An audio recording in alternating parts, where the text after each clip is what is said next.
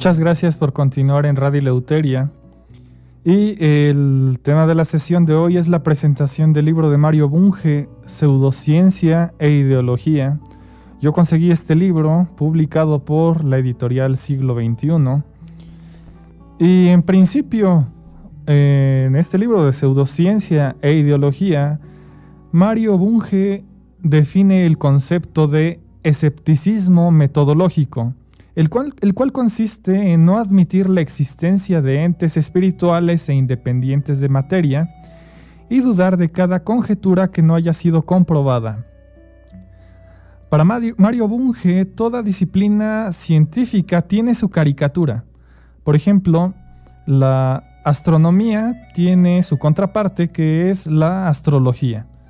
La medicina tiene la acupuntura, o por ejemplo el naturismo, o la homeopatía. La neurología tiene el psicoanálisis. La psicología, la parapsicología. La economía tiene al marxismo, es decir, para Bunge, toda disciplina científica tiene su contraparte hecha caricatura. Para este filósofo de la ciencia, el pseudocientífico es un charlatán. No solo se hace pagar por un servicio que no presta, sino que contamina la cultura y obstruye los caminos del progreso. Aun cuando obre de buena fe y meramente por ignorancia, es un delincuente cultural. Asimismo, el análisis que realiza Mario Bunge de las pseudociencias y las ideologías parte del concepto de campos de conocimiento. Un campo de conocimiento puede caracterizarse como un sector de la actividad humana dirigido a obtener, difundir o utilizar conocimiento de alguna clase, sea verdadero o falso. Los campos de conocimiento, de acuerdo al esquema que maneja Mario Bunge, se dividen en dos ramas. En primer lugar están los campos de creencias, en los cuales se establecen, por ejemplo, las ideologías totales, las religiones, las ideologías políticas, las pseudociencias y pseudotecnologías. La otra rama son los campos de investigación.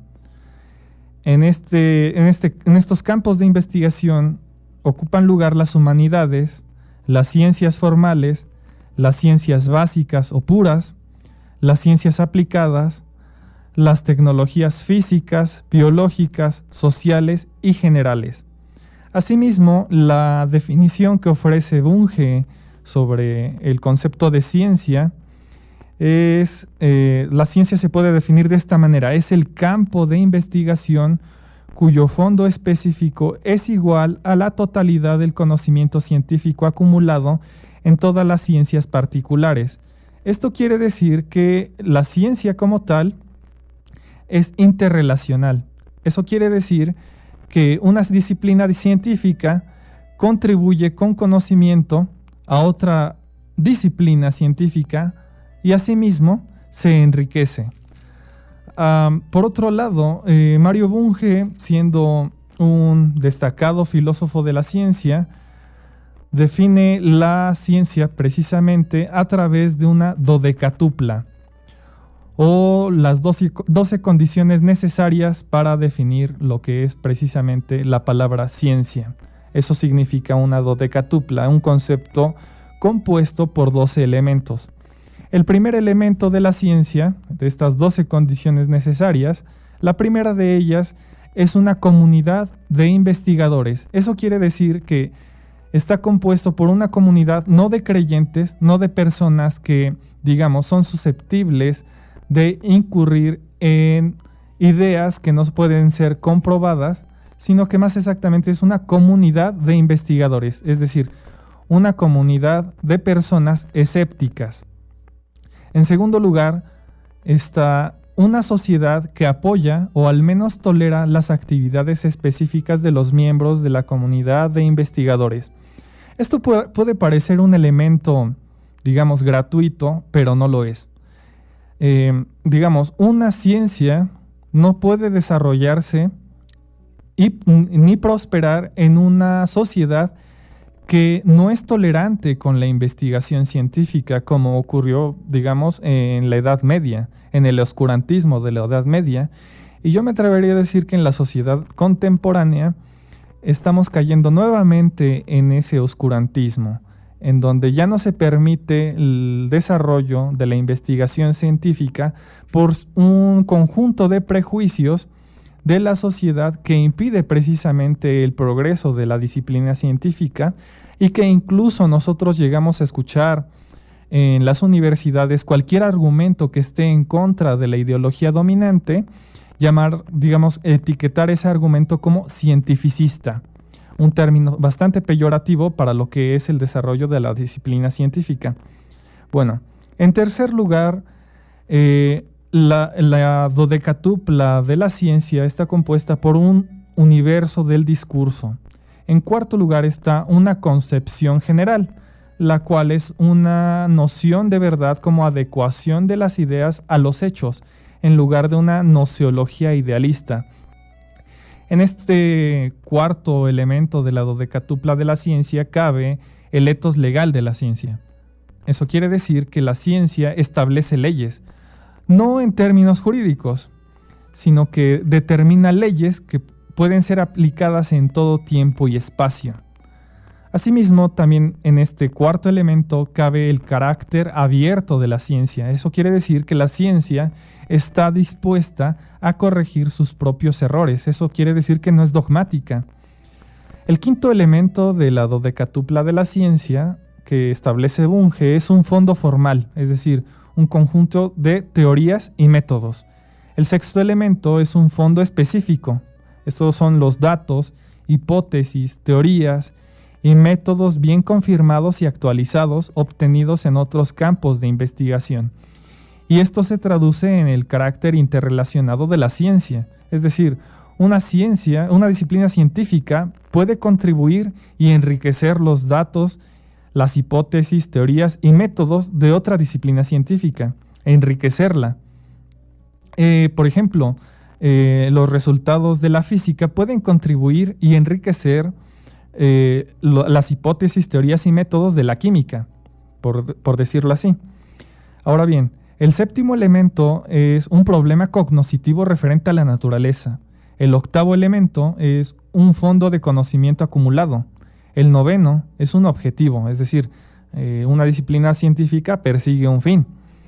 El décimo es una metódica. El onceavo, una composición. Y el último es otro campo de investigación contiguo. Ahora bien, después de definir a través de la dodecatupla lo que es el concepto de ciencia, Mario Bunge hace una diferencia entre ciencia y tecnología. La tecnología puede considerarse como el campo de conocimiento que se ocupa de diseñar artefactos y planear su realización, operación y mantenimiento a la luz de conocimientos científicos. Ahora bien, uno de los argumentos que ofrece Bunge en este libro con respecto a la pseudociencia es decir que la pseudociencia es peligrosa porque intenta hacer pasar especulaciones desenfrenadas o datos no controlados por resultados de la investigación científica.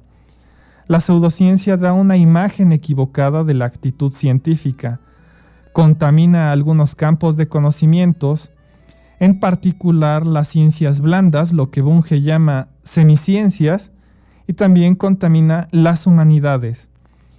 Es accesible a millones de personas, en tanto que la ciencia genuina es difícil y por eso está reservada a unos pocos. Y la pseudociencia goza del apoyo de poderosos grupos de presión, a veces son iglesias o partidos políticos, y también goza de la simpatía de los medios de comunicación de masas. Y la pseudotecnología es peligrosa porque se ha convertido en un negocio multibillonario que explota la credibilidad del público y pone en peligro el bienestar físico de mucha gente e incluso el porvenir de algunas naciones. Ahora bien, la definición que ofrece Mario Bunge con respecto a la pseudociencia es a través de una decatupla. Vuelvo a rectificarlo, este término decatupla se refiere a un concepto compuesto por 10 elementos. En este caso, la pseudociencia está compuesta de 10 elementos. El primero de ellos es una comunidad de creyentes. Esto quiere decir que son personas que no son escépticas, que no investigan aquello que creen. Por lo tanto, bueno, ese es el primer elemento, una comunidad de creyentes. El segundo es una sociedad anfitriona que apoya la pseudociencia por motivos prácticos. El tercer elemento es un universo del discurso no falseable. Este concepto de falseabilidad es retomado precisamente de Karl Popper. Quiere decir que todo aquello que no puede ser demostrado, que no puede ser puesto a prueba, no es falseable. Por lo tanto, el universo del discurso de la pseudociencia no es falseable. El cuarto elemento es una filosofía ficcionista, retórica y dogmática. Es decir, no está abierta a corregir sus propios errores. El quinto elemento es un fondo formal vacío. El sexto es un fondo específico exiguo y aislado. Es decir, no aprende de otras disciplinas ni contribuye a su enriquecimiento. El séptimo es una problemática mal planteada. El octavo es un fondo de conocimientos acumulados modestísimo. El noveno elemento son objetivos prácticos antes que cognoscitivos. Y el último, el décimo, es una metodología no contrastable ni justificable. Esto sería la decatupla de la ciencia. Asimismo, Bunge indica que la pseudociencia abunda porque tiene raíces arcaicas o porque se ocupa de problemas descuidados por la ciencia y porque hace afirmaciones extravagantes que excitan la imaginación y es mucho más fácil de aprender y practicar que la ciencia. Por estos motivos se la puede encontrar por doquier y en todos los tiempos. A diferencia de la pseudociencia y la pseudotecnología, la ciencia no tiene el monopolio de la verdad y la tecnología no tiene el monopolio de la eficacia. Asimismo, como lo plantea Bunge, en primer lugar, la pseudociencia y la pseudotecnología no son basuras reciclables, sino virus intelectuales que pueden atacar a cualquiera, lego o especialista, hasta el punto de enfermar toda una cultura y predisponerla contra la ciencia y la tecnología. Posteriormente, Bunge hace una lista de pseudociencias y pseudotecnologías que podrían ser, por ejemplo, la caracterología, la grafología, digamos, la grafología, aquellas personas que se dedican a interpretar la personalidad de un individuo a partir de su escritura. También está el caso del mesmerismo en el siglo XIX, el mentalismo, la parapsicología, el psicoanálisis, el sociologismo, el historicismo y la pseudoepistemología. Ahora bien, en este libro Mario Bunge realiza un ataque, más exactamente, una crítica demoledora a lo que es el psicoanálisis.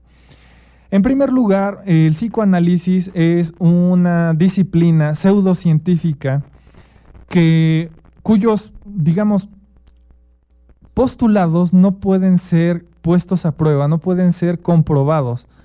Ahora bien, el principal argumento que ofrece Bunge con respecto al psicoanálisis, es decir, es cuando dice que todo fenómeno mental es siempre un proceso cerebral. Por lo tanto, cuando nosotros leemos la obra de Freud en ninguna parte de su obra especifica en qué parte del cerebro se encuentra el consciente, en qué parte del cerebro se encuentra el inconsciente y en qué parte del cerebro se encuentra el subconsciente.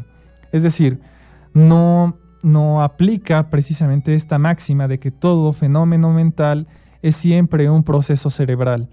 Asimismo, yo recuerdo, por ejemplo, una de las teorías más famosas del psicoanálisis francés, establecido por Jacques Lacan, que es el estadio del espejo, en el cual se plantea que el niño, en una etapa muy temprana, se conoce fragmentariamente. Y cuando se ve por primera vez ante un espejo, es decir, cuando ve por primera vez su reflejo, se desconoce. Tiene una sensación de extrañamiento. Y ese proceso para reconocer el yo del niño, Lacan establece un postulado que el yo se conoce a través del otro. Por lo tanto, el niño necesita de un modelaje. Ese modelaje está en otro, que es la madre, que gradualmente le ayuda a reconocerse a sí mismo. Sin embargo, esta teoría tan famosa del psicoanálisis francés no es falseable porque no puede ser puesta a prueba, no se puede comprobar que efectivamente un niño en su etapa temprana tiene una sensación de desfamiliarización por primera vez al verse al espejo, porque necesitaríamos comprobarlo, digamos, a través del desarrollo tecnológico, demostrar que efectivamente esa teoría es cercana a la verdad. Eso es uno de tantas críticas que hace Mario Bunge con respecto al psicoanálisis. Ahora bien, la ideología, desde el punto de vista noceológico, la esencia de la ciencia es la investigación, y la de la ideología es la creencia. Una ideología puede definirse como un sistema de creencias, en particular juicios de valor y declaraciones de objetivos que tienen, digamos, fines políticos e intentan imponerse en una sociedad. Ahora bien, la definición que ofrece Mario Bunge sobre la ideología es a través de una endecatupla, es decir, un concepto compuesto de 11 elementos. El primero de ellos es una comunidad de creyentes, en particular de militantes. El segundo elemento es la sociedad que tolera a esos creyentes. El tercer elemento es un dominio de objetos reales o imaginarios que estudian, veneran o manejan esos creyentes. El cuarto elemento de la ideología es una cosmovisión. El quinto, un fondo formal. El sexto, un fondo específico. El séptimo, una problemática. El octavo elemento, un fondo de conocimientos. Pueden ser genuinos o ilusorios. El noveno, un sistema de valores. El décimo, objetivos o fines. Y el onceavo, una metodología. Ahora bien, quiero hacer un paréntesis. Y es que a pesar de que Bunge escribió un libro titulado Economía y Filosofía, un libro bastante crítico con la economía monetarista, escolástica o neoclásica, cuyo análisis es bastante parcial y prejuicioso, y que encima fue prologado por Raúl Prebisch, padre de la CEPAL, organización que ha fomentado la justificación de medidas asistencialistas por parte de los gobiernos, Bunge se permite, sin embargo, actos de honestidad intelectual en su crítica al marxismo. Ahora bien, de acuerdo a Bunge, existen tres tipos de ideologías. Existe una ideología total, religiosa, y una ideología sociopolítica. Y quiero centrarme en la primera, lo que es una ideología total. La ideología total plantea problemas de muchas clases y propone soluciones a todos ellos. Un ejemplo de una ideología total es el marxismo. Sin embargo, y esto es un subrayado que realiza Bunge en este libro, es que una ideología de cualquier alcance, sea total, religiosa o sociopolítica, puede ser fundamentalista. Una ideología que se vuelve fundamentalista se vuelve rígida, es decir, se resiste al cambio doctrinal. El fundamentalista busca soluciones a todos sus problemas, por nuevos que sean, en sus viejos textos, y recurre a la reinterpretación de sus textos canónicos o a la manipulación de datos. Ahora bien, antes de pasar al último bloque, Mario Bunge realiza una crítica bastante precisa con respecto al marxismo. Le dedica realmente una buena parte de su libro a varios puntos que ya no se pueden sostener en el marxismo ortodoxo. El primero de ellos es que a pesar de que el marxismo se asume a sí mismo como una disciplina científica, en las últimas décadas, a partir de las voces de lo que se conoce como marxismo cultural, llamémosle feminismo de nueva ola o los estudios de género, digamos este nuevo marxismo, este marxismo cultural o neomarxismo, como lo quieran llamar, ha sostenido que la ciencia es la ideología del capitalismo. Y yo me pregunto, ¿sabrán de qué están hablando? Y vuelvo a recuperar el comentario que ofrecí al principio de este bloque, el cual plantea que, bueno, En las universidades, y esto no es ningún secreto, es en las academias en donde más se ejerce la censura. En las academias es precisamente en donde se ejerce más coerción y más censura para aquellas personas que piensan distinto a los académicos. Y cuando un estudiante de licenciatura o posgrado ofrece una opinión que es contraria a lo que es el discurso dominante de las academias, digamos, un comentario que puede ser catalogado como tabú, el estudiante, vuelvo a repetirlo, sea de licenciatura o de posgrado, sobre todo en el ámbito de las humanidades y ciencias sociales, prefiere callarse, prefiere asumir una postura autocensurable, digamos, en lugar de sufrir el acoso o, digamos, la descalificación por parte de los académicos que supuestamente ofrecen conocimiento en las academias. Entonces, bueno, recuperando ese comentario que ofrecí en el principio de este bloque, cuando se ofrece un argumento, digamos, cercano a la investigación científica, digamos, un argumento a partir de una crítica de la razón, se suele catalogar a esa persona que ofrece este argumento como una persona cientificista. He escuchado muchas veces ese término.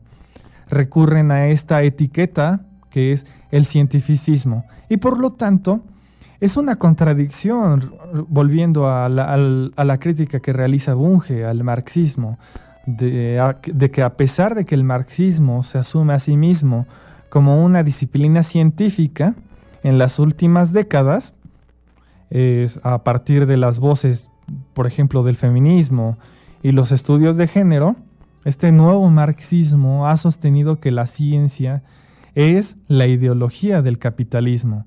Y vuelvo a preguntarme, ¿sabrán de qué están hablando? Ahora bien, antes de pasar al segundo bloque, algo que plantea Bunge y lo argumenta bastante bien es que la popularidad del marxismo no es una prueba de su verdad. Digamos, el marxismo cae precisamente en esta categoría de ideología total porque plantea problemas de muchas clases y propone soluciones a todos estos problemas. Sin embargo, también se convierte en una ideología fundamentalista porque es rígida, no acepta sus propios errores, no tiene la capacidad de resolver sus propias contradicciones con sus propios postulados, es decir, se resiste al cambio doctrinal. Y por lo regular el marxismo, como lo plantea el profesor Bunge, es la ideología más conservadora que existe, porque el marxismo no ha cambiado sus argumentos desde que surgió. No hay ningún marxista en la actualidad, ya sea en las academias o en las calles, un marxista que no acepte el hecho de que el proceso de la historia no se da a partir de lucha de clases. Tampoco hay ningún marxista en la actualidad que acepte el hecho de que el capitalismo no opera a través de la explotación del proletariado.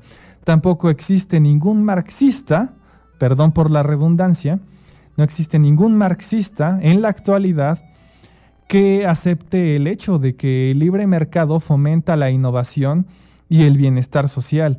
Tampoco existe ningún marxista que esté, digamos, en contra de que el Estado sea el único aparato coercitivo que maneje cada decisión de la sociedad. Es decir, no existe ningún marxista que, digamos, esté en contra de la planificación social y económica de una sociedad.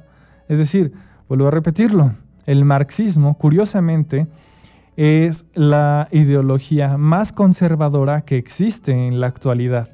No ha cambiado, es doctrinal. Y es curioso porque todo marxista suele, digamos, calificar a una persona que piense, digamos, de manera contraria a lo que es la doctrina marxista como conservadora. Siempre escuchamos esa misma cantaleta. Parece que los fabrican en serie porque todos piensan igual. y suelen catalogar a las personas que piensan de manera distinta como conservadores, cuando los verdaderos conservadores son ellos, porque no cambian su doctrina, siguen teniendo los mismos argumentos desde el siglo XIX. Y pues bien, estos son los primeros puntos que critica Bunge sobre el marxismo, y en el siguiente bloque voy a finalizar con esta crítica demoledora que realiza Mario Bunge sobre el marxismo en su libro Pseudociencia e Ideología. Así que no se vayan. Esto es Radio Eleuteria. Muchas gracias.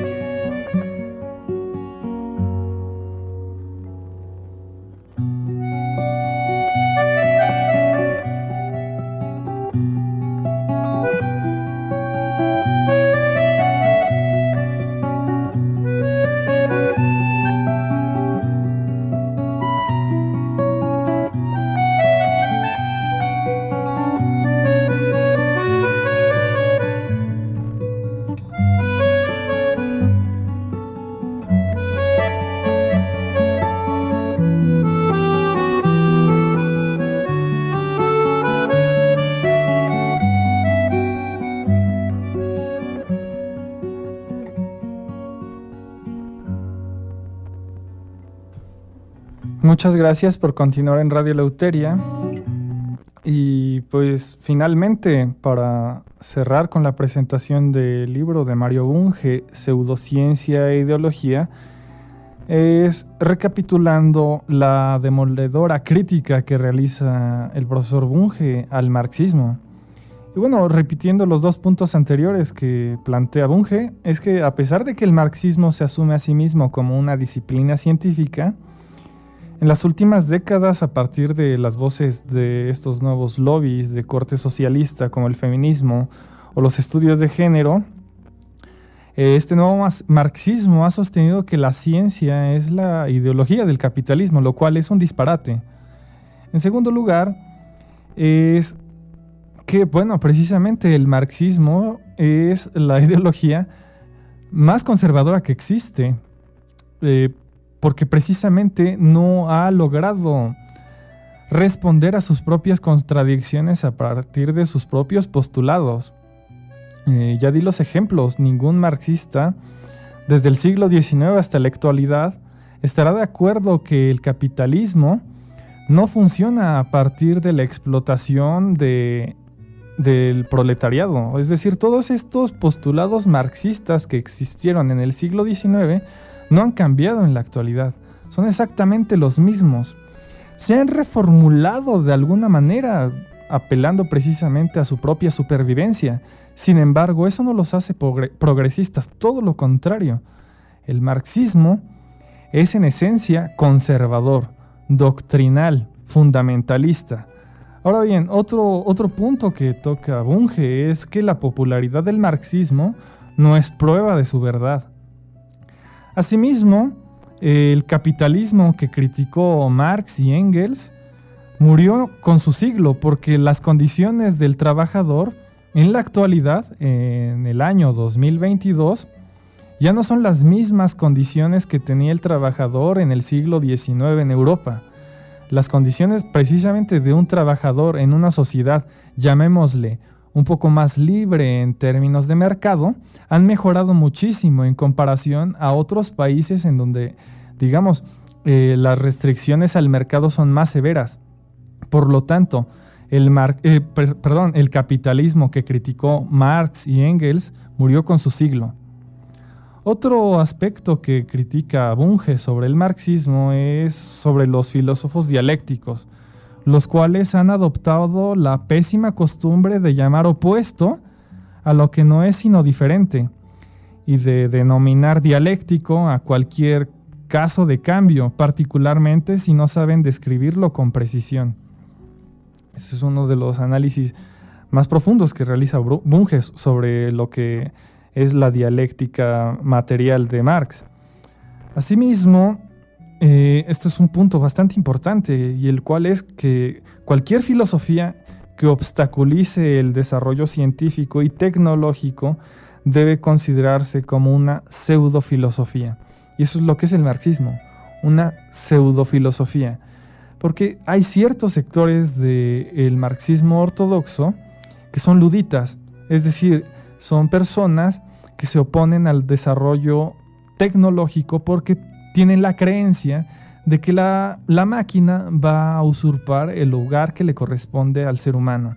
Por lo tanto, el pensamiento ludita se desarrolla precisamente en los círculos del marxismo ortodoxo. Asimismo, recordemos el caso de Trofim Lysenko, el lisenquismo que se desarrolló en la URSS, que es absolutamente una paparruchada. Y finalmente, la tesis pragmatista de la gnoseología marxista aparece por primera vez en la tesis sobre Feuerbach. En estos escritos, Marx sostiene que el criterio de la verdad es la práctica.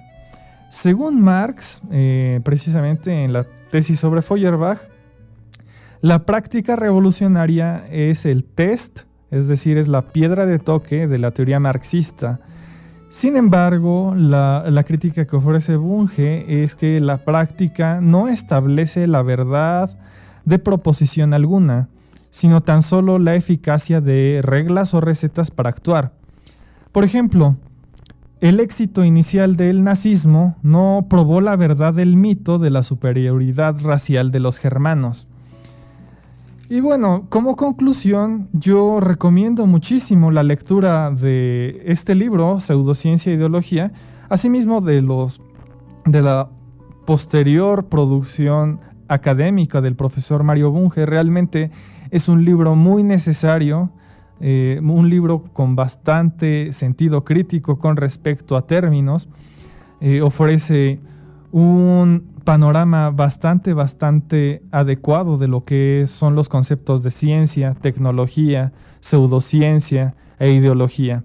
Sin embargo, una crítica personal que yo podría realizar sobre este libro es que yo sí advierto un antialgo en Bunge, es decir, trata de ser un tanto prohibicionista con respecto a las pseudociencias y las ideologías. Por ejemplo, yo sí advierto un sentido un tanto prohibicionista con respecto, por ejemplo, a la parapsicología, al psicoanálisis, al marxismo, a la grafología, al naturismo, a la homeopatía, a la acupuntura. Todos estos aspectos, Mario Bunge los trata de catalogar como pseudociencias que tienen que ser prohibidas en una sociedad. Estoy de acuerdo en que son charlatanerías. Son charlatanerías, sin embargo, yo considero que las personas tienen el absoluto derecho de cometer sus propios errores. Ningún Estado o ninguna sociedad debe de asumirse con la autoridad de proteger la seguridad de un individuo.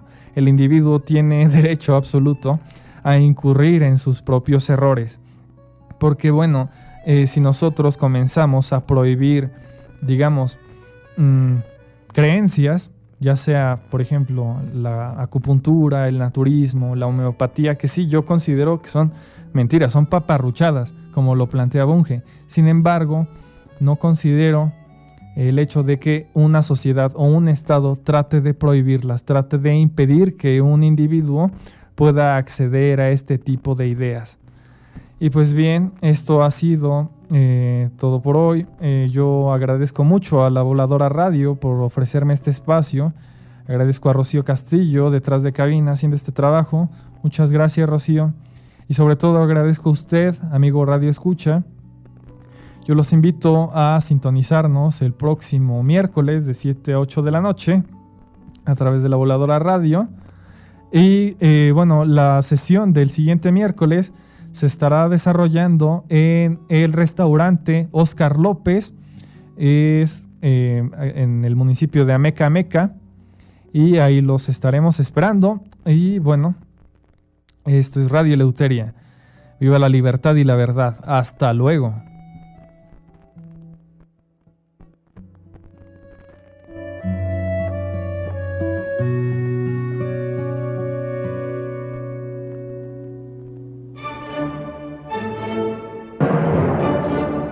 Este es el fin de nuestro programa, queridos radioescuchas. La verdad que lleva a la libertad. Los invitamos a sintonizarnos nuevamente en La Voladora Radio 97.3 FM o en www.lavoladora.org Radio Eleuteria. Y síguenos en nuestra página de Facebook Radio Eleuteria.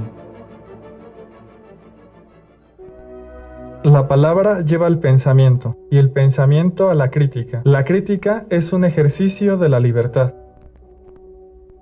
Radio Eleuteria. Radio Eleuteria. Reúnanse con nosotros para reflexionar sobre la literatura, los libros y las corrientes de todas las épocas. La verdad que lleva a la libertad. Radio Eleuteria con Santiago Said. Escúchenos todos los miércoles de 7 a 8 de la noche por La Voladora Radio y por internet en www.lavoladora.org. Radio Eleuteria. La verdad que lleva a la libertad. La Voladora Radio en franca y abierta rebeldía.